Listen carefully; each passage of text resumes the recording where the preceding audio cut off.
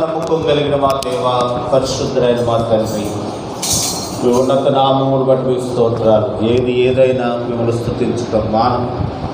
అది మేలైనా కీడైనా అది మాకు మేలుకే నువ్వు చేస్తాం. కాబట్టి నాయనా సదాకాలం మిమ్మల్ని స్తుతించేవాడికి మమ్మల్ని మీరు చేయాలి.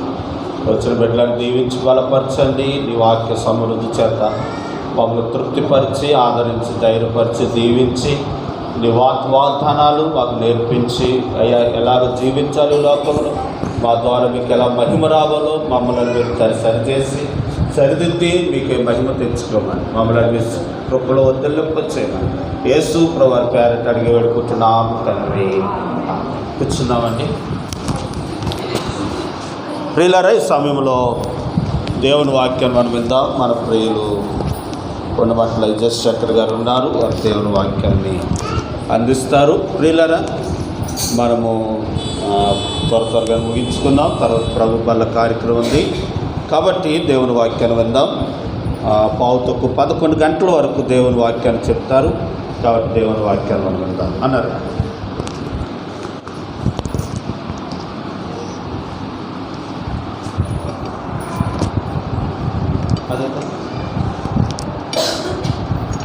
ఇంకా 11:11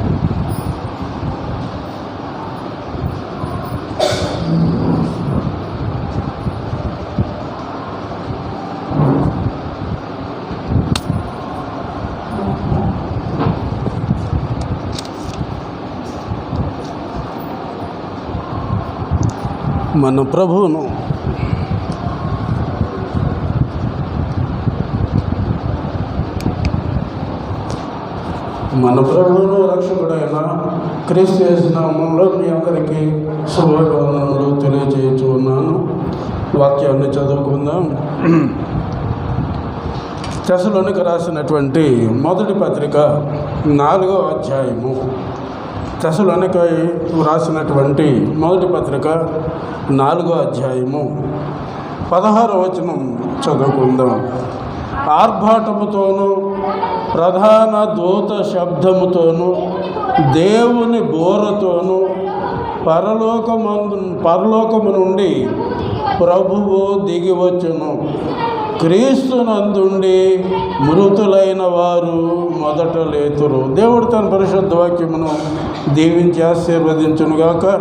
చదవబడినటువంటి వాక్యము కొరకు, ఆత్మ సహాయం కొరకు చిన్న ప్రార్థన. ప్రేమ నమ్మకం కలిగిన మా ప్రియ పరలోకపు తండ్రి, మీ ఘన నామమునకు వేలాది స్తుతులు స్తోత్రములు. నాయన ఇంతవరకు మమ్మల్ని కాచి కాపాడిన దేవ, మీకు వందనములు. ఈ దినాన తెస్సలోనికి రాసినటువంటి మొదటి పత్రిక 4వ అధ్యాయము 16వ వచనం ద్వారా మాతో మాట్లాడిన దేవ, మీకు వందనములు. దాని ఏమున్న అర్థతాత్పర్యములు మాకు తెలియజెప్పండి. ఎందుచేతనగా ఆ యొక్క వాక్యము వ్రాయించినది మీరు కనుక మీరు మాత్రమే ఆ యొక్క వాక్యం యొక్క అర్థతాత్పర్యములు మాకు చెప్పగలరని మీ పాదముల చెంతకు చేరి అడుగుతున్నాం. అదే విధముగా నాయన మరి విత్తబడబోచున్నటువంటి వాక్యము ప్రతి ఒక్కరి హృదయంలో నాటింపజేయటకు గాను వారి యొక్క మనోనేత్రములు తెరిపించండి. వారి హృదయములలో నాటింపజేసి దానికి నీరు కట్టి ఫలింపజేయండి. నాయన, దీనదాసుడనైన నన్ను మీ రెక్కల చాటున భద్రపరచండి. నన్ను మరుగుపరిచి మీరు మాత్రమే మాట్లాడమని ఈ చిన్న ప్రార్థన మీ పాద సన్నిధికి చేర్చుకొనమని త్వరలో మా కొరకై రానయ్యున్నటువంటి యేసయ్య అతి శ్రేష్టమైన నామమున అడిగి పొందుకొనిచున్నాం మా ప్రియ పరలోకపు తండ్రి. ఆమేన్. మరి ఒక వాక్యాన్ని చూద్దాం. కొరింథీయులకు రాసినటువంటి మొదటి పత్రిక 15వ అధ్యాయము 51, 52 వచనాలు చదువుకుందాం. ఇదిగో మీకు ఒక మర్మము తెలుపుచున్నాను. మనమందరము నిద్రించము గాని నిమిషములో ఒక రెప్పపాటున కడబోరం రోగగానే మనమందరము మార్పు పొందుదుము. బోరం రోగును, అప్పుడు మృతులు అక్షయులుగా లేపబడుదురు, మనము మార్పు పొందుదుము. దేవుడు తన పరిశుద్ధ వాక్యమును దీవించి ఆశీర్వదించునుగాక. ఇక్కడ మనకు 2 బోరలు కనిపిస్తూ ఉన్నవి. కామన్గా అక్కడ ఒక బోర కనిపించింది, ఇక్కడ ఒక బోర కనిపించింది. తెస్సలోనికి రాసిన మొదటి పత్రికలో మనము చూసినట్లయితే అక్కడ ఏముంది? దేవుని బోర. ఇక్కడ దేవుని బోర అంటూ ఉన్నారు. దేవుని బోర అక్కడ మరి కొరింథీయులకు రాసిన మొదటి పత్రిక 15వ అధ్యాయము 52వ వచనంలో ఏమనుంది? కడబోర, last trumpet. This is God's trumpet. దేవుని బోర, దేవుని బోర ఒకటి కనిపిస్తుంది, కడబోర ఒకటి కనిపిస్తుంది. దేవుని బోర ఊదినప్పుడు మరి ఈ యొక్క తెస్సలోనికి రాసినటువంటి మొదటి పత్రిక 4వ అధ్యాయము 13 నుంచి 18 వరకు మనకు ఎవరైనా చనిపోయినప్పుడు ఈ యొక్క వాక్యాలు చదివిస్తూ ఉంటారు. అసలు ఆ వాక్యము ఎందుచేత వ్రాయబడినది, ఎందుకు వ్రాయబడినది అనేది ఎవరికీ తెలియదు. అది ఎందుచేత వ్రాయబడినది అని అంటే this is for second coming, రెండవ రాకడ గురించి మనము గత కొంతకాలంగా రెండవ రాకడ గురించి చెప్పుకుంటూ ఉంటున్నాం. కనుక ఈ యొక్క రెండవ రాకడలో కడబోర, దేవుని బోర, 2 బోరలు ఊదబడతవి. మొట్టమొదటిగా దేవుని బోర. దేవుని బోర ఊదినప్పుడు మనము ఇప్పుడు వింటున్నట్టుగా అందరికీ వినపడే బోర కాదు, అది రహస్య రాకడ. ఈ యొక్క ఆయన బోర ఊదినప్పుడు అది దేవుని బోర. దేవుని బోర ఊదినప్పుడు మరి ఆయన మధ్య ఆకాశంలోకి వస్తాడు. పరలోకములో ఉన్నటువంటి క్రీస్తు యేసు ప్రభుల వారు ఎక్కడికి వస్తారు అనగా మధ్య ఆకాశంలోనికి వస్తారు. మధ్య ఆకాశంలోనికి వచ్చినప్పుడు ఏమి జరుగుతుంది అని అంటే క్రీస్తునందుండి మృతులైన వారు. ఎవరండి? క్రీస్తునందుండి మృతులైన వారు. మనమంతా చనిపోతాం, మనమంతా బ్రతికి ఉన్నామే కానీ మృతులమే అంటాడు పౌలు గారే. కనుక ఆ మృతి వేరు, ఆ మృతి వేరు. ఈ మృతి ఏమిటంటే మరి చనిపోయిన వారు. ఎవరు? అందరం చనిపోతాం, అందరము చనిపోతాం.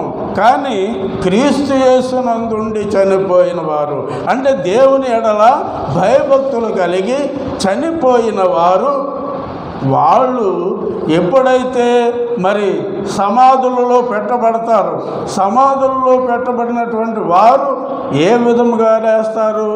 సమాధులు పగిలిపోతాయా అమ్మా? మరి 4 అడుగుల లోతును పెట్టాము అతన్ని, చనిపోయిన వాడిని 4-5 అడుగుల లోతులు పెట్టి బంధించాం. అటువంటి అతను ఎలా లేస్తాడు? సమాధులు ఎలా తెరవబడతాయి?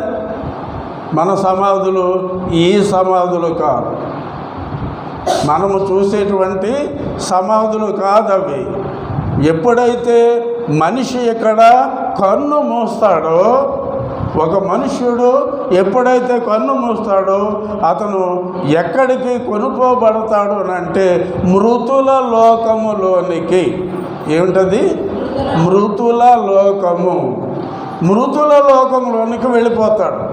ఈ మృతుల లోకంలోనికి వెళ్ళిపోయినటువంటి అతను ఈ దేవుని బోర ఎప్పుడైతే ఊదబడుతుందో, దేవుని బోర ఎప్పుడైతే ఊదబడుతుందో, ఎవరైతే దేవుని యందుండి క్రీస్తు యేసునందుండి భయభక్తులు కలిగి అతను దైవ భక్తుడిగా ఎవరైతే ఉంటారో అటువంటి వారు చనిపోయినప్పుడు వాళ్ళు వెళ్ళేది ఎక్కడికి అంటే మృతుల లోకము. ఏం లోకం అన్నది? మృతుల లోకము. అక్కడ ఎప్పుడైతే కడబోరం రోగింది అంటే దేవుని మాట ఎప్పుడైతే వినపడి వచ్చిందో, ఆ మాట వచ్చినప్పుడు ఎవరైతే దేవుని యందుండి మృతులైనారో వారికి మాత్రమే ఆ యొక్క శబ్దం వినబడుతుంది. ఎవరికి వినపడుతుంది? ఎవరైతే those who are in Christ వాళ్ళకు మాత్రమే ఆ యొక్క శబ్దం వినబడుతుంది. అప్పుడు వాళ్ళంతా లేచిపోతారు. ఇదంతా రహస్య రాకడ అంటారు. దీన్ని ఏమంటారండి? రహస్య రాకడ. ఈ రహస్య రాకడ జరిగినప్పుడు మరి సముద్రాల్లో పడి చనిపోయే వాళ్ళు ఉంటారు. వాళ్ళని పాత పెట్టడం ఉండదు కదా, వాళ్ళు చనిపోయి ఆ యొక్క అడుగు భాగానికి వెళ్ళిపోతూ ఉంటారు. అప్పుడు సముద్రం కూడా తనలో ఎంతమంది అయితే ఉన్నారో అంతమందిని విడిచిపెట్టేస్తుంది. కనుక ఇప్పుడు మొట్టమొదటి దేవుని బోర మనకు మరి తెస్సలోనికి రాసిన మొదటి పత్రిక 4వ అధ్యాయం 16వ వచనంలో దేవుని బోర అని ఉంది. చూసారా? దేవుని బోరతోను పరలోకము నుండి ప్రభువు దిగివచ్చును, క్రీస్తునందుండి మృతులైన వారు మొదట లేతురు. ఎవరైతే those who are in Christ దేవునిలో ఉండి ఎవరైతే మృతి చెందుతారో వారు మాత్రమే ఈ యొక్క బోర దేవుని బోర మ్రోగగానే వాళ్ళు లేస్తారు. మరి కొరింథీయులకు రాసినటువంటి మొదటి పత్రిక కూడా వెళదాం. అక్కడ ఏమని సెలవిస్తూ ఉన్నారని అంటే 15:51 కొరింథీయులకు రాసిన మొదటి పత్రిక 15వ అధ్యాయము 51వ వచనంలో 51వ వచనం, ఇదిగో మీకు ఒక మర్మము తెలుపుచున్నాము, మనమందరము నిద్రించము గాని నిమిషములో ఒక రెప్పపాటున కడబోర. చాలమ్మా, ఇక్కడ ఏం కనిపిస్తుంది? అక్కడ దేవుని బోర కనిపించింది. అక్కడ మనకేం కనిపించింది? దేవుని బోర. ఇక్కడ ఏం కనిపిస్తుంది? కడబోర, లాస్ట్ ట్రంపెట్. ఇక ఆ తర్వాత ఏమీ ఉండదు. కడబోర ఎప్పుడైతే మ్రోగిందో ఇక ప్రపంచమే ఉండదు. ఏమి జరుగుతుంది?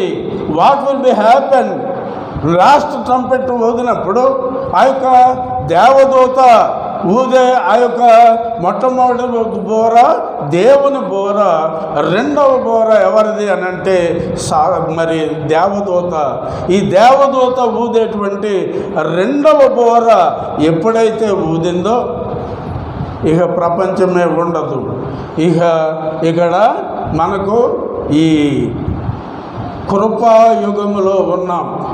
మనం ఇప్పుడు ఎక్కడ ఉన్నామండి? కృపాయుగము అంటారు. We are on the period of grace. కృపాయుగములో ఉన్నాము కనుక ఈ పరిశుద్ధాత్ముడు వెళ్ళిపోతాడు. ఎప్పుడైతే కడబోరం రోగిందో ఈ కడబోరం రోగగానే ఆ యొక్క పరిశుద్ధాత్ముడు వెళ్ళిపోతాడు. మనం ఇప్పుడు పరిశుద్ధాత్ముని పాలనలో ఉన్నాం.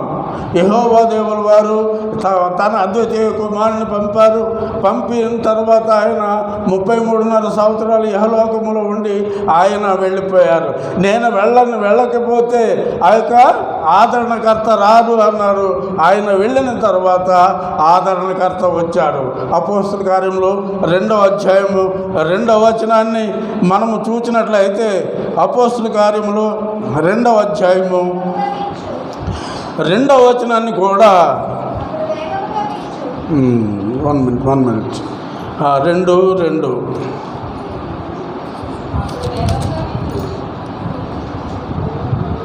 అప్పుడు వేగముగా వీచు బలమైన గాలి వంటి ఒక ధ్వని ఆకాశము నుండి అకస్మాత్తుగా వారు కూర్చుండి ఉన్న ఇల్లంతయు నిండెను. ఇప్పుడు పరిశుద్ధాత్ముడు వచ్చాడు. క్రీస్తు యేసు ప్రభుల వారు ఆ యొక్క ఒలీవల కొండ నుంచి ఆరోహణమై వెళ్ళిపోయిన తర్వాత వీళ్ళంతా ఎక్కడికి వచ్చి కూర్చున్నారు? మేడ గదిలోనికి వచ్చి కూర్చున్నారు. వచ్చినడు వారు ఎంతమంది? 120 మంది. ఈ 120 మంది వచ్చి ఆ మేడ గదిలో కూర్చున్నారంటే ఎవరిదా మేడ గది? మార్కు సువార్త రాశాడు కదా, ఆ మార్కు గారి ఇల్లది. ఆ మార్కు గారింట్లో మేడగదిలో ఉండి వీళ్ళు ఏం చేస్తున్నారంటే యూదులకు భయపడి, ఎవరికండి? యూదులకు భయపడి వాళ్ళు ఏం చేస్తూ ఉన్నారంటే నిరీక్షిస్తూ ఉన్నారు. అప్పుడు మరి కొంతకాలానికి 40 రోజులకు ఏమైంది అంటే వారు మేడగదిలో ఉండి ప్రార్థన చేస్తూ ఉండగా పరిశుద్ధాత్ముడు అప్పుడు దిగి వచ్చాడు. అదే పెంతెకోస్తు పెంట్ అంటే 50వ రోజున తిరిగి వచ్చాడు. అప్పటి నుంచి ఈనాటి వరకు మనము ఆ యొక్క కృపాయుగములో ఉన్నాం. మనము ఎవరి పరిపాలనలో ఉన్నాము అని అంటే ఎవరి పాలనలో ఉన్నాము అని అంటే పరిశుద్ధాత్ముని పాలనలో ఉన్నాం. పరిశుద్ధాత్ముడు ఉన్నాడు కనుక మనము దానిని ఏమని పిలుస్తామనంటే కృపాయుగము, పీరియడ్ ఆఫ్ గ్రేస్. ఇప్పుడు కృపాయుగంలో ఉన్నాం. ఎప్పుడైతే కడబోరం రోగుతుందో వెంటనే ఈ పరిశుద్ధాత్ముడు వెళ్ళిపోతాడు. పరిశుద్ధాత్ముడు వెళ్ళిపోయాడు అని అంటే ఇంకా మనకు నథింగ్, ఇంకేమి ఉండదు. ఇక్కడ ఎవరు ఉంటారంటే పాపాత్ములు. ఎవరు అనేది ఆఖరిని చూపిస్తున్న పాపాత్ములు ఎవరు? క్రీస్తు విరోధి, antichrist. Who is the antichrist? We are the antichrist. వాక్యమే చూపిస్తాను. కనుక మిక్కిలి ప్రియులారా, ఇక్కడ కడబోర, దేవుని బోర, 2 బోరలు చూసాం. ఇంకా ఎన్ని బోర్లు ఉన్నాయి?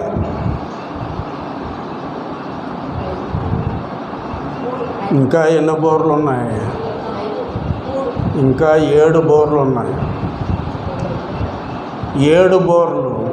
ఈ 7 బోర్లు ఎక్కడ ఉన్నాయంటే ప్రకటన గ్రంథంలో ఉంటాయి. ప్రకటన గ్రంథంలో 7 బోర్లు ఉంటాయి.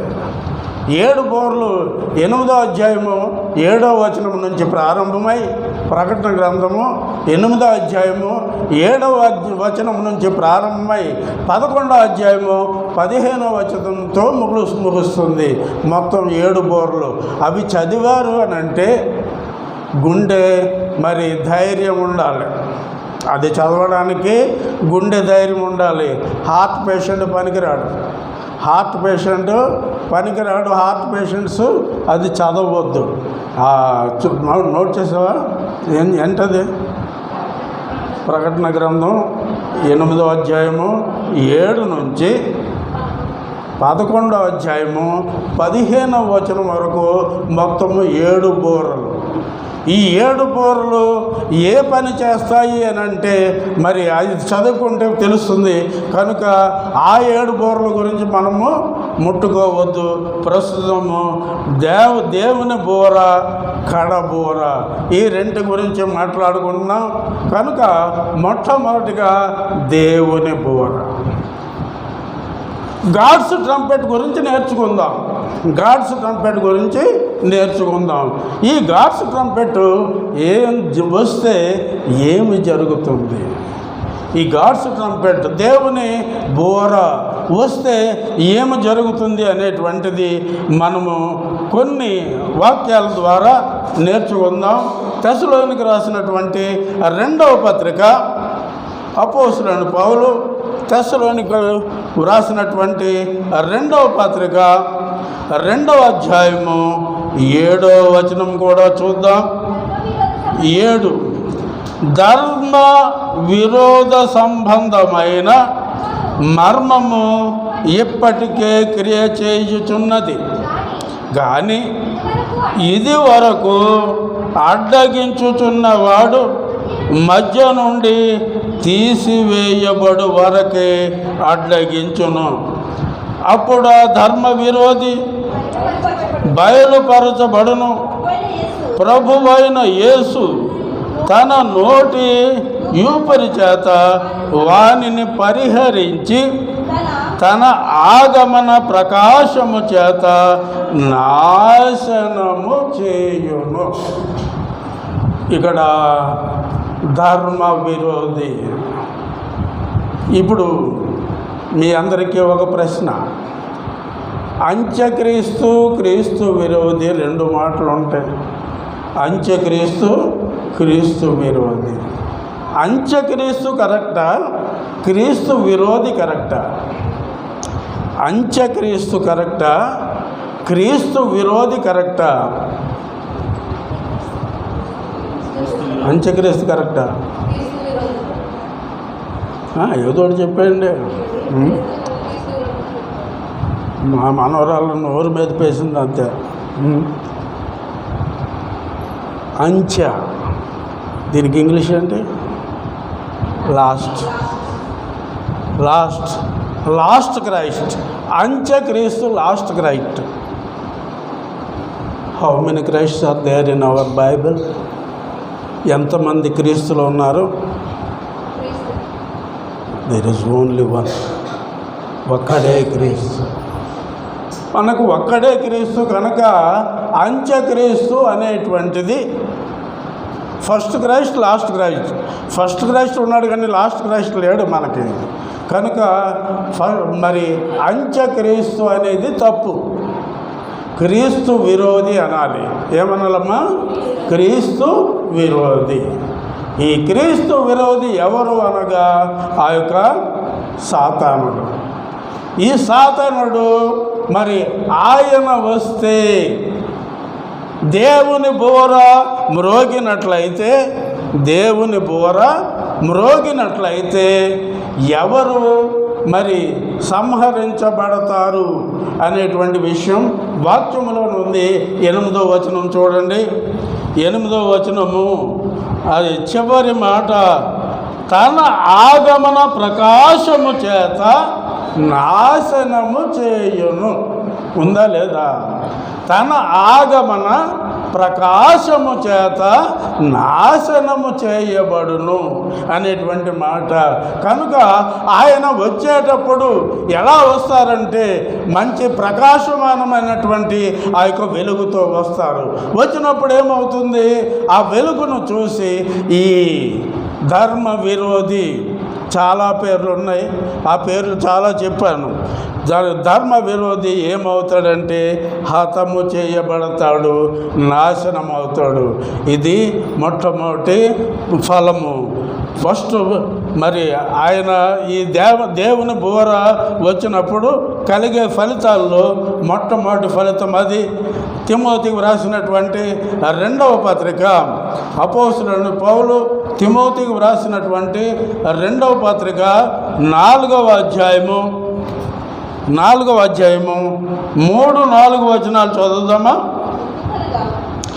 ఎందుకనగా జనులు హితబోధను సహింపక దురద చెవులు గలవారై తమ స్వకీయ దురాశలను అనుకూలమైన బోధలను తన కొరకు పోగు చేసుకొని సత్యమునకు చెవినియక కల్పనా కథలకు వైపునకు తిరుగు కాలము వచ్చును.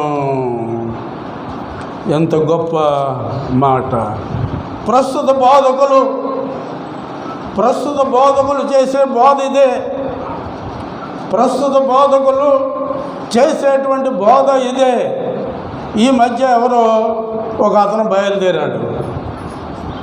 అతను ఏమంటున్నాడంటే మరి అనవసరంగా పెళ్ళిళ్ళు చేసుకున్నారు లచ్చలు ఇచ్చి కదా, మీరు ఇంకా అవ్వలేదు కనుక మీకు ఇంకా మిగిలిపోయినట్టు ఆ డబ్బులు, మీ ఫాదరు మీ తల్లిదండ్రులకి ఆ లచ్చలు మిగిలిపోయినట్టు. కారణం ఏంటమ్మా? పెళ్ళి ఎందుకు చేసుకుంటాం? పిల్లలు అనడానికి కదా. మరి భర్త అక్కర్లేదంట. అరటిపండు తింటే సరిపోదు. అరటిపండు తింటే పిల్లలు పుట్టేస్తారంట. ఎవడో కాదు, ఇక్కడ నిలబడి చెప్పేటువంటి బోధకుడే. అతని పేరు అమ్మ తేజ అనేటువంటి వాడు ఒకడు తయారయ్యాడు. తాడేపల్లిగూడెంలో చెప్పాడు, చాలా చోట్ల చెప్తున్నాడు. నాకు అది చూపించాడు అన్నాడు. దేవుని పేరు చెప్పి దేవుణ్ణి ఎంతగా మోసం చేస్తున్నారు. రండి, రోమపత్రిక 2వ అధ్యాయము. ఆ దేవుణ్ణి ఎంతగా హీనపరుస్తున్నారు ఇటువంటి వాళ్ళు అని అంటే 2వ అధ్యాయము 24వ వచనము చదవరా తల్లి. వ్రాయబడిన ప్రకారము మిమ్మును బట్టియే కదా దేవుని నామము అన్యజనుల మధ్యను దూషించబడుచున్నది.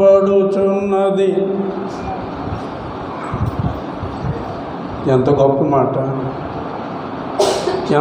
మాట అమ్మా. ఇటువంటి వాళ్ళ బట్టే చాలామంది ఉన్నారులేండి, చాలామంది ఉన్నారు. మరి ఈ చర్చలోకి 2-3 ఏళ్ల క్రితం ఒక అతను వచ్చాడు, ప్రసాద్ రెడ్డి అనే ఒక అతను వచ్చాడు. బలభద్రపురంలో ఉంటాడు అతను. అందరూ చీకొట్టేస్తున్నారు అతన్ని, అతను ఏమంటాడు? ఒక యెహోవాయే దేవుడు, కొడుకు లేడు, పరిశుద్ధాత్మ లేడు అంటున్నాడు. ఏమిటమ్మా? అతను వస్తే దగ్గర 50,000 ఇవ్వాలి అతనికి. ఒక ప్రసంగం చేస్తే 50,000 కారుకు పెట్రోల్ అంతా బోర్డు అంత ఉంటుంది, ₹1,00,000 తేలుతుంది. ఇంతకీ అంత డబ్బు ఇచ్చి మనం ఏమి నేర్చుకుంటున్నాం? యెహోవాయే దేవుడు. మీకు ఒక ఉదాహరణ చెప్తాను. ఆంటీ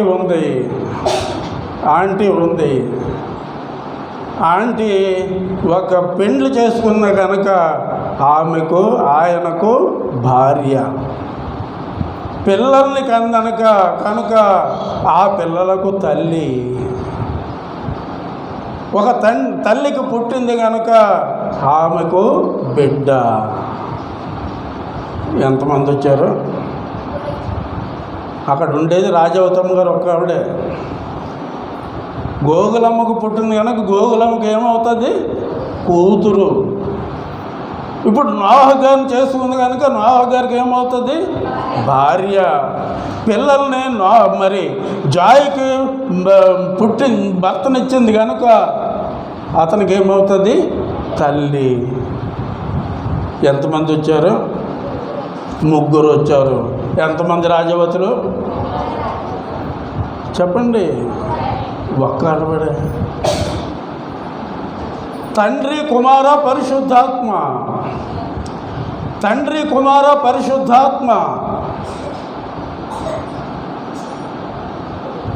మనము మరి తండ్రి చేసే పని వేరు, కుమారుడు చేసే పని వేరు, పరిశుద్ధాత్ముడు చేసే పని వేరు.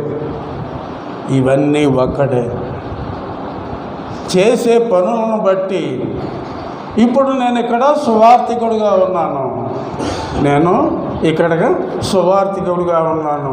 ఇంటికి వెళ్తే ఇంటికి యజమానిగా ఉంటాను, భార్యకు భర్తగా ఉంటాను. భార్య లేదనుకోండి కనుక భార్యకి ఎలా ఉంటాను? భర్తగా ఉంటాను. పిల్లలకి తండ్రిగా ఉంటాను. ఇన్ని నేను చేస్తున్నాను. మరి నేను ఎంతమందిని? నేను ఒక్కడిని. ఇక్కడ సువార్త పని చేస్తున్నాను, ఇంటి దగ్గర యజమానిగా ఉన్నాను, పిల్లలకు తండ్రిగా ఉన్నాను.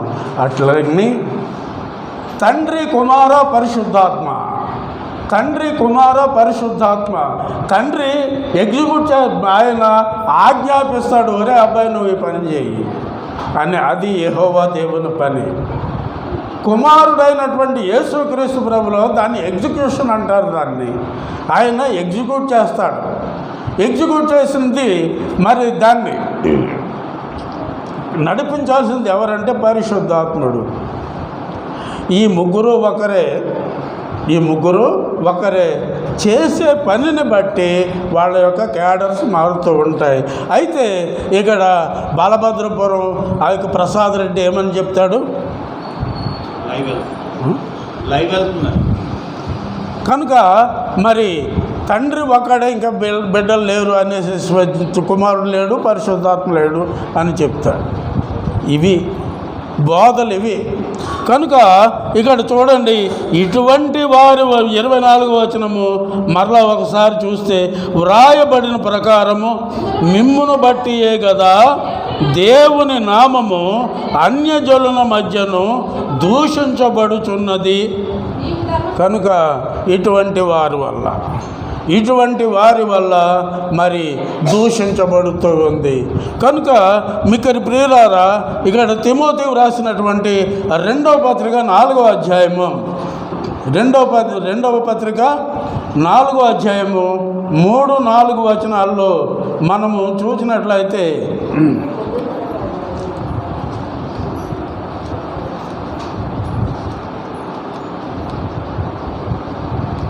ఎందుకనగా జనులు హితబోధను సహింపక దురద చెవులు గలవారై తమ స్వకీయ దురాశలను అనుకూలమైన బోధలు,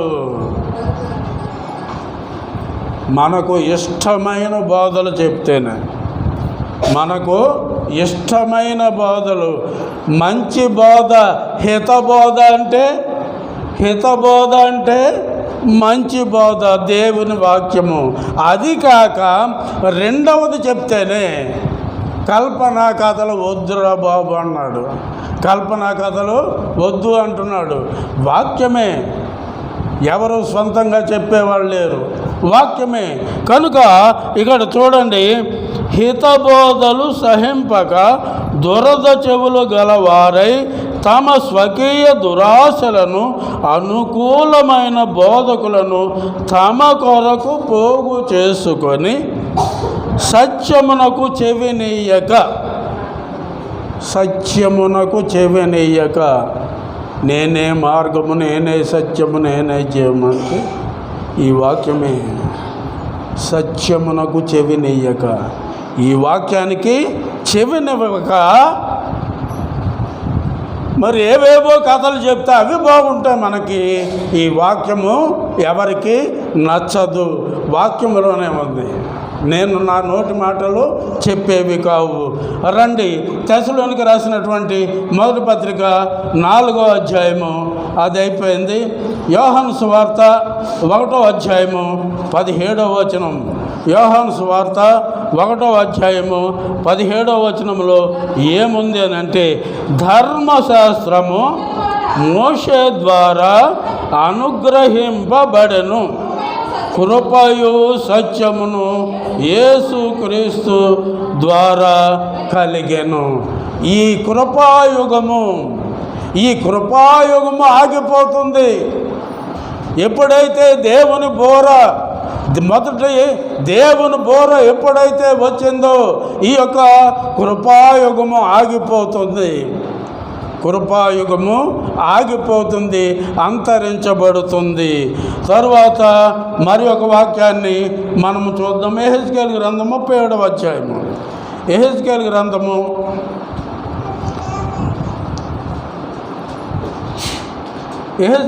37వ అధ్యాయము.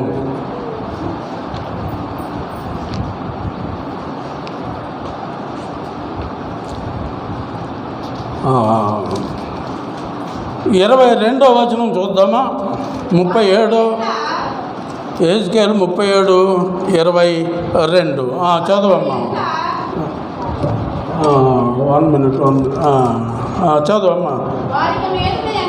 వారికి మీదట ఎన్నటికి 2 జనములుగాను 2 రాజ్యములుగాను ఉండకుండునట్లు ఆ దేశములో ఇశ్రాయేలీయుల పర్వతముల మీద వారిని ఏకజనముగా చేసి వారికందరికీ ఒక రాజునే నియమించెదను. తమ విగ్రహములను వలన కానీ తాము చేసి ఉన్న హేయ క్రియల వలన కానీ ఏ అతిక్రమ క్రియల వలన కానీ వారికి మీదట తమ్మును తాము అపవిత్రపరుచుకొనక తాము నివసించిన చోట్లన్నిటిలో వారు మానక పాపములు. సరే, ఇక చాలా ఉంది.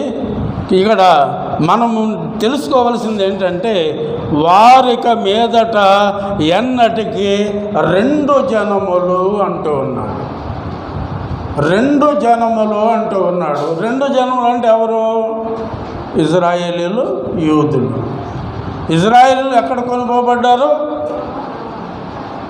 ఇశ్రాయేలీలు చాలాసార్లు చెప్పాను ఈ విషయం. ఇశ్రాయేలీలు ఎక్కడికి కొనుక్కోబడ్డారు?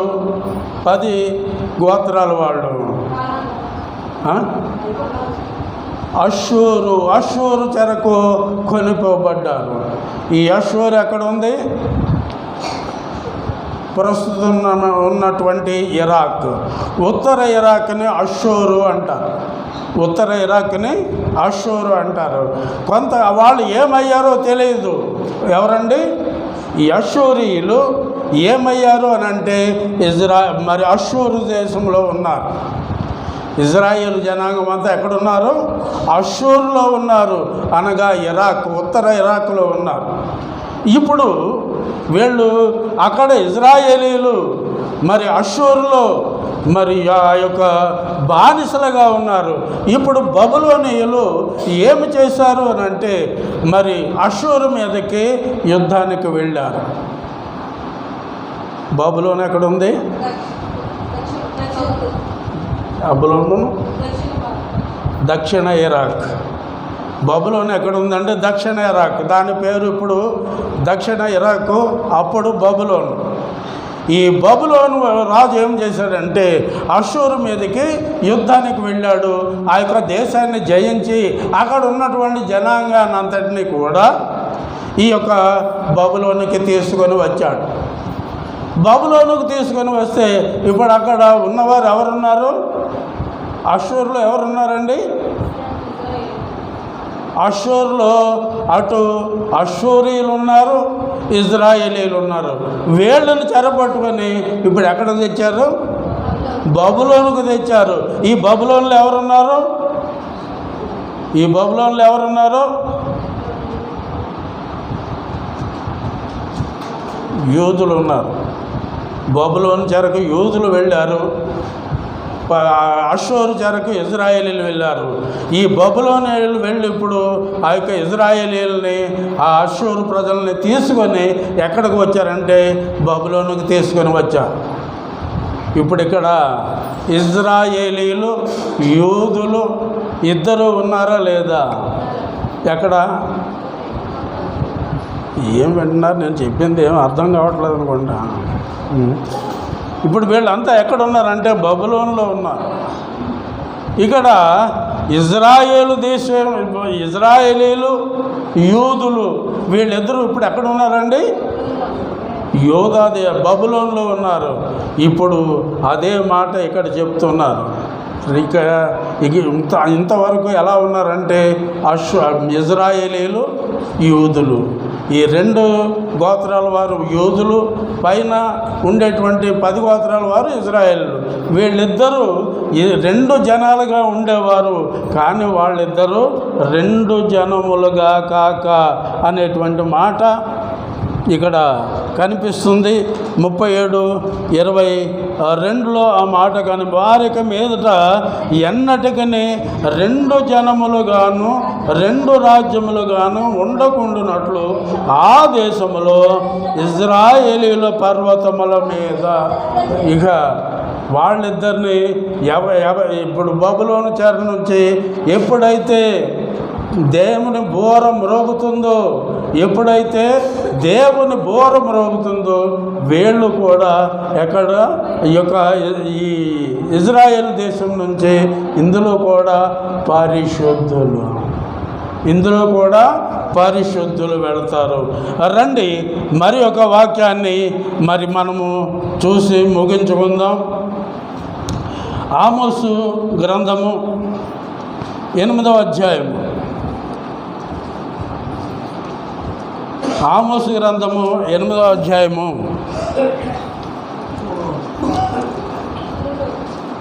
11వ వచనం. 8:11. 1 minute.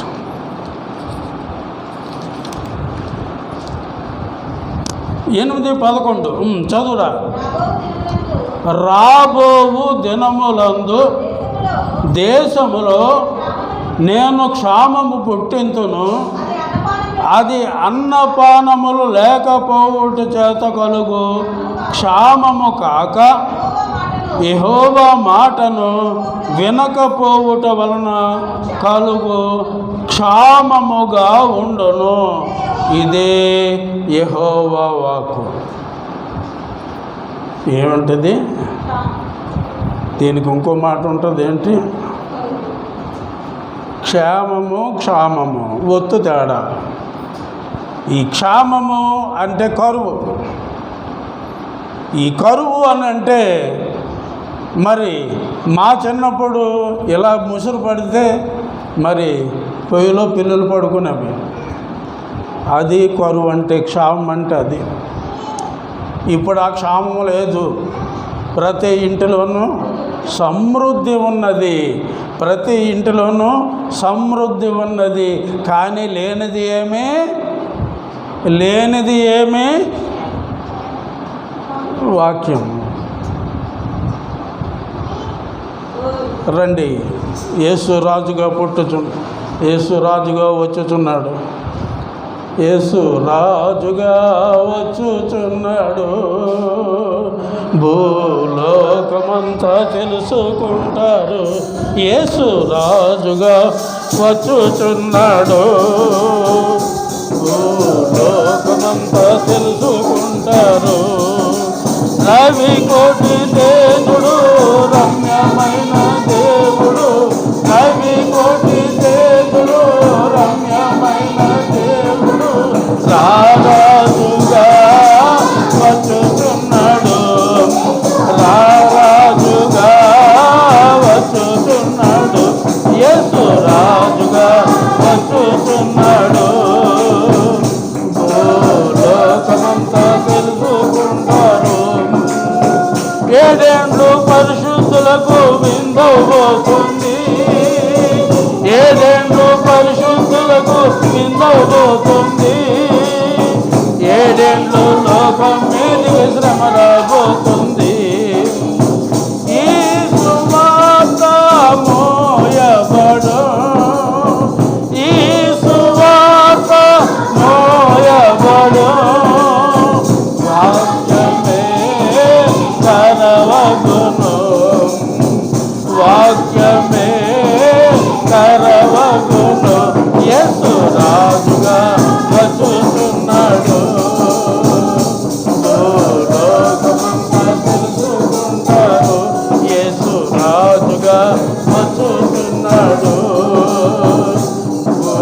లోకమంతా తెలుసుకుంటారు.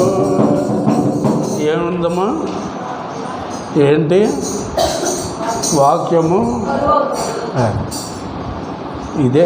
దీన్ని బట్టి ఈ యేసురాజుగా వచ్చుచున్నాడు అనేటువంటి కీర్తనంతా మళ్ళా తరచి మీరు ఆలోచన చేస్తూ చదువుకుంటే ఈ 2వ రాకడ గురించే ఈ యొక్క చాలా బ్యూటిఫుల్ సాంగ్.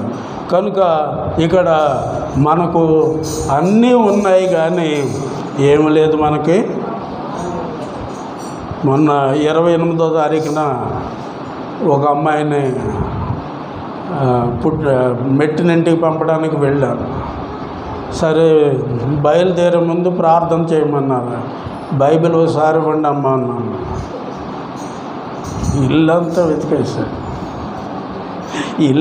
వెతికేశారు, బైబిల్ మాత్రం దొరకలా. నాకు ఆశ్చర్యం వేసింది. ఆవేళ నా కారు లేదు కనుక నా బైబిల్ ఏం పట్టుకెళ్ళలేదు. కనుక అన్నీ ఉంటాయి ఇంట్లో, అన్నీ ఉంటాయి కానీ ఏముండదు, వాక్యమే కరవగును యేసు రాజుగా వచ్చుచున్నాడు. కనుక ఇక క్రీస్తు విరోధి అనేటువంటి మాట గురించి మనము నేర్చుకుంటూ ఉన్నాం. ఎవరా విరోధి? ఆఖరి మాటగా చూపిస్తాను. మత్తయి సువార్త 12వ అధ్యాయం. మత్తయి సువార్త 12వ అధ్యాయము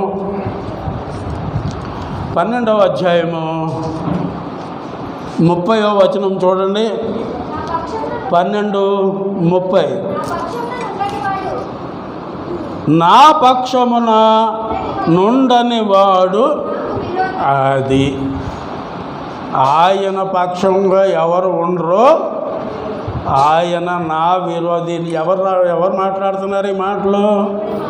క్రీస్తు యేసు ప్రభుల వారు మాట్లాడుతున్న మాటలు. ఎవరైతే ఆయన పక్షంగా ఉండరో ఎక్కడో లేడు. క్రీస్తు విరోధి ఎక్కడో లేడు. ఎవరు? మనమే క్రీస్తు విరోధులు. ఇప్పుడు చూపించాను కదా నేను, బైబిల్ ఒకసారి ఇవ్వండమ్మా అన్నాను. అన్నీ ఉన్నాయి. లారీ నిండా జనం సర్దేశారు. జనం అంతా అప్పగించడానికి అమ్మలక్కలు వచ్చారు చాలామంది. వీళ్ళంతా కార్లు ఎక్కేయడానికి రెడీగా వచ్చారు కానీ ఏమి లేదు.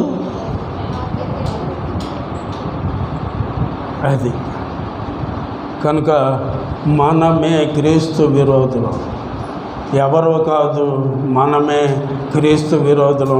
వాక్యమే, నేను సొంతంగా ఏమీ చెప్పడం లేదు. కనుక మనము ఆయనకు విరోధులుగా ఉందామా, ఆయన బిడ్డలుగా ఉందామా? మీరే తేల్చుకోండి. చిన్న ప్రార్థన. మహాగణుడు అయిన మా ప్రియ పరలోకపు తండ్రి, మీ ఘన నామమునకు వేలాది స్తుతులు స్తోత్రములు. నాయన ఇంతవరకు మమ్మల్ని కాచి కాపాడిన దేవా మీకు వందనములు. నాయన ఈ దినాన్న దేవుని బోర, కడబోర, 2 బోర్ల గురించి మాకు తెలియచెప్పిన దేవా మీకు వందనములు. అయితే దేవుని బోర ఊదినప్పుడు ఏమి జరుగుతుంది అనే విషయాలు కొన్ని మీ లేఖనాల ద్వారా మేము నేర్చుకొని ఉన్నాము. కనుక నాయన మరి మేము దేవుని బోర వినేవారుగా మమ్మల్ని తీర్చిదిద్దామని, ఇక నుంచి అయినా మేము దేవుని బిడ్డలుగా బ్రతుకుటకు మరి మీ యొక్క సహాయము మాకు దయచేయమని ఈ చిన్న ప్రార్థన మీ పాద సన్నిధికి చేర్చుకొనమని, త్వరలో మా కొరకై రానయ్యున్నటువంటి యేసయ్య అతి శ్రేష్టమైన నామమున అడిగి పొందుకొని ఉన్నాం మా ప్రియ పరలోకపు తండ్రి. ఆమేన్. అందరికీ వందనాలు. మరి అవకాశం ఇచ్చిన తమ్ముడికి నిండు వందనాలు తెలియజేస్తున్నాం.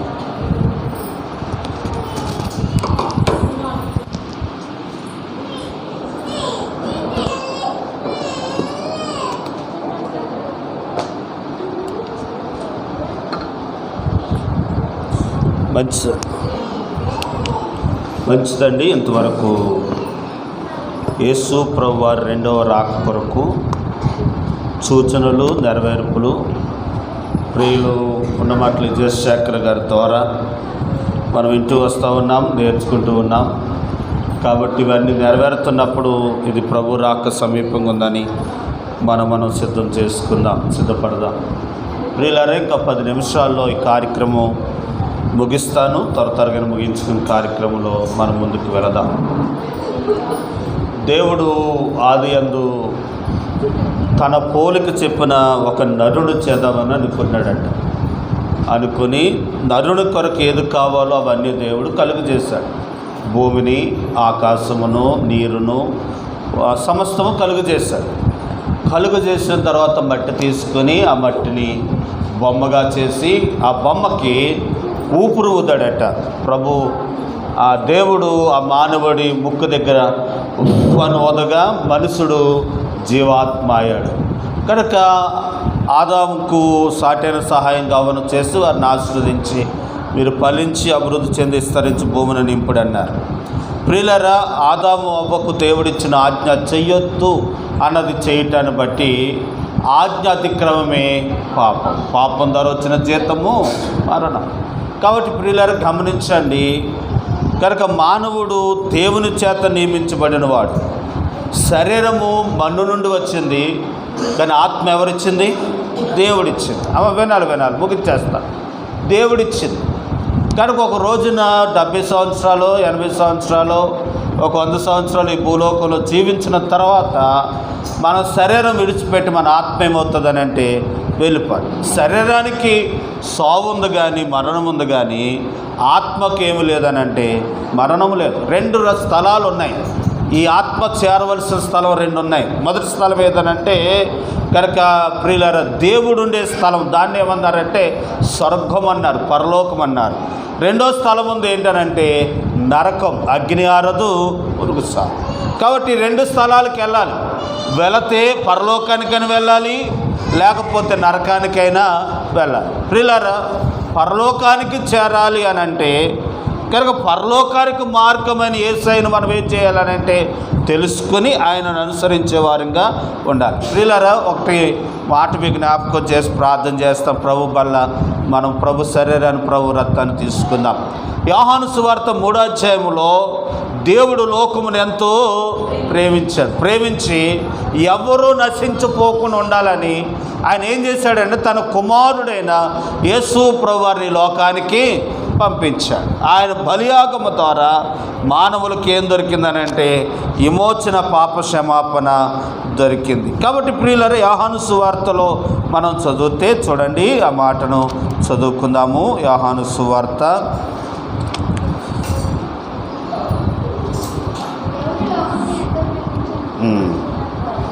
చదువమ్మా.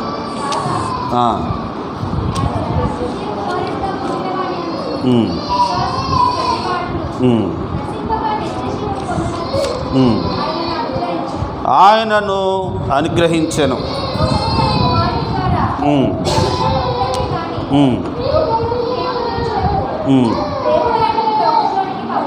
3వ అధ్యాయము అమ్మ 14 వచ్చిన చదవరా. అరణ్యంలో మోసే సర్పం ఎలాగో ఎత్తునో అలాగే విశ్వాసం నుంచి ప్రతివాడు నశింపక ఆయన ద్వారా నిత్యజీవం పొందినట్లు మనుష్య కుమారుడు ఏం చేయబడ్డాడట? మానవుడు చేసిన పాప పరిహారము కొరకు మానవుడు నిత్య జీవములోనికి వెళ్ళాలనని, నిత్య నరకము నుండి తప్పించడానికి యేసు ప్రభువు లోకానికి వచ్చి మానవుల పాప పరిహారము కొరకు ఆయన ఏమి చేయబడ్డాడనంటే సిలువేయబడ్డారు. ప్రియులారా గమనించండి. మోసే దినాలలోనంట ఇశ్రాయేలులు సనుగుకున్నటాన్ని బట్టి మాకు సరైన భోజనం లేదు, సరైన కూరగాయలు లేవని సనుక్కున్న దాన్ని బట్టి శాపకరమైన సర్పముతో ప్రియులారా సర్పములు వచ్చి అందరిని కడవగా అందరూ చనిపోతూ ఉంటే బతుకున్నవారు మోసే దగ్గరికి వెళ్ళి చెప్పగా మోసే దేవుని దగ్గర ప్రార్థన చేయగా దేవుడు చెప్పాడట, ఒక సర్పం ఇత్తడి సర్పము చేయించి అది స్తంభం మీద పెట్టు, దాన్ని నిదానించి ఎవరు చూస్తారో వారు అందరూ తిరిగి ఏమవుతారని అంటే బతుకుతారని చెప్పారట. ప్రియులారా అలా చేయబడగా చనిపోయిన చావు సిద్ధంలో ఉన్నవారు ఆ సర్పం వైపు చూసినప్పుడు అందరూ కూడా ఏమయ్యారనంటే బతికారు. ఆ రోజు మరి ఈరోజు ఆ సర్పం పనిచేయదు కాబట్టి ఇత్తడి సర్పం వైపు కాదు చూడటం, ఇత్తడి సర్పము వైపు చూచి బతికినట్లుగానే ఈనాడు యేసు ప్రభు ఈ లోకానికి వచ్చి మనందరి కొరకు సిలువలో ఏమయ్యాడనంటే ఏలాడిన ప్రభు వైపు మనం ఏం చేయాలనంటే చూడాలి. ఎవరైతే చూస్తారో వారికి ఏం కలుగుతుందనంటే నిత్య జీవము కలుగుతుంది, పరలోక రాజ్యము వారు సొంతం చేసుకుంటారు. చూడండి 3వ అధ్యాయం 36 వచ్చిన యోహాను సువార్త 3వ అధ్యాయం 36 వచ్చిన చదువుతాం.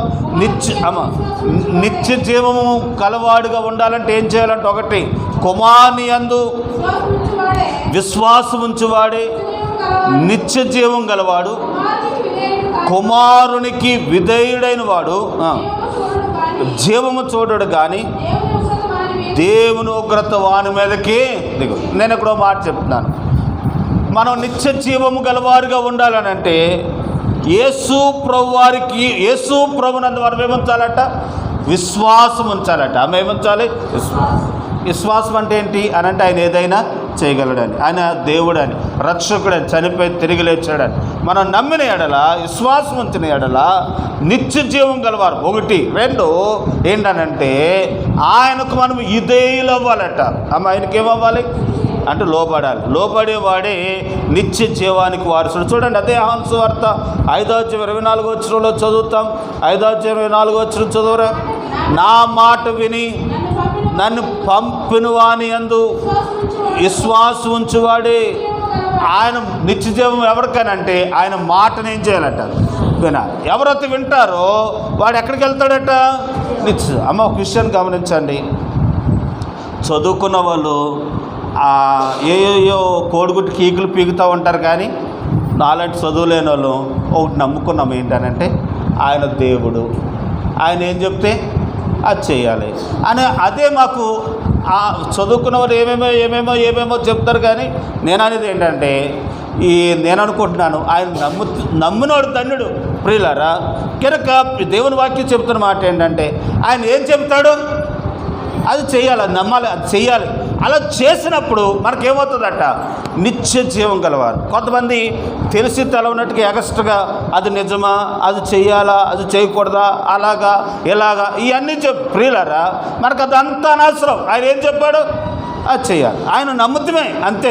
కాబట్టి ఆయన నమ్మినప్పుడు మనకు నిత్య జీవం గలవారు ఉంటాం. ఇంకా ఆఖరుగా నేను చెప్పాలనుకున్న విషయం ఏంటంటే యేసు క్రీస్తు రక్తము చేత మనం ఏం చేయబడ్డామని అంటే కడగబడ్డాం. అప్పుడు మనం నిత్య జీవము గలవారు. ఆ రక్తము మన పరలోక రాజ్యానికి తీసుకుని వెళ్తుంది. అంత మాత్రమే కాదు, 6వ అధ్యాయంలో యోహాను సువార్త 6వ అధ్యాయంలో ఏమంటారనంటే నా శరీరము తినియు నా రక్తము తాగువాడు నిత్య జీవానికి ఏమవుతాడనంటే వారసుడు. కదండి ప్రియులారు, గమనించండి, ఈ లోకంలో మన్నాను తినని వారు చనిపోయారు, కానీ ఆయన శరీరము తినవాడు ఎన్నడూను చనిపోడు. ఒకవేళ చనిపోయినా అంచె దినమున దేవుడు వారిని ఏం చేస్తానన్నాడంటే లేపుతానన్నాడు. ఆ మాట చదువుతాను చూడండి. 6వ అధ్యాయం యోహాను సువార్త 6వ అధ్యాయములో మనం చదివితే కనుక ప్రియులారా చక్కని మాటను మనం గమనిస్తూ ఉంటున్నాం.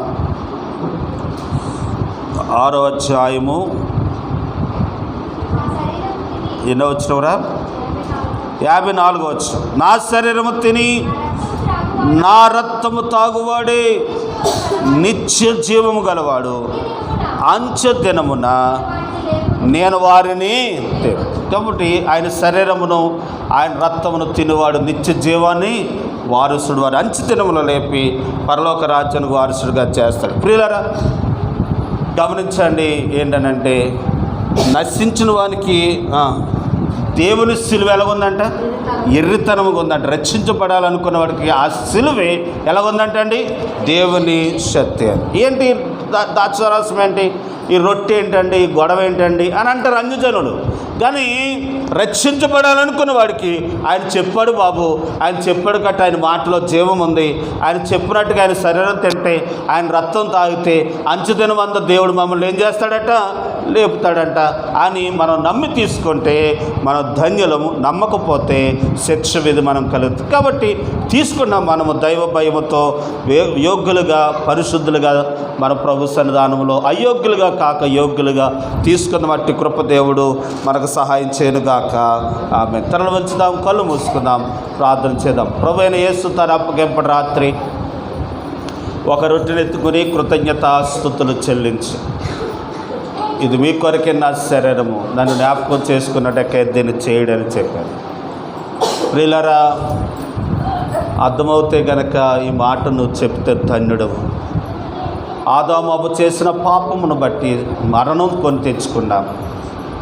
చూడండి, ఏపకాయలో నుండి చెట్లన్నీ ఎంత కాలమున్నా ఆ విత్తనాలు ఎన్ని చోట్ల పడి ఎన్నిసార్లు మార్పు చెందిన అందుట్లో చేదున్నట్టుగానే మానవుడి జన్మ ఆదాము నుండి నేటి వరకు పాపిగానే మారుతూ ఉన్నాడు. ఈ పాపం పోతేనే కానీ నిత్య జీవంలోకి వెళ్ళలేము.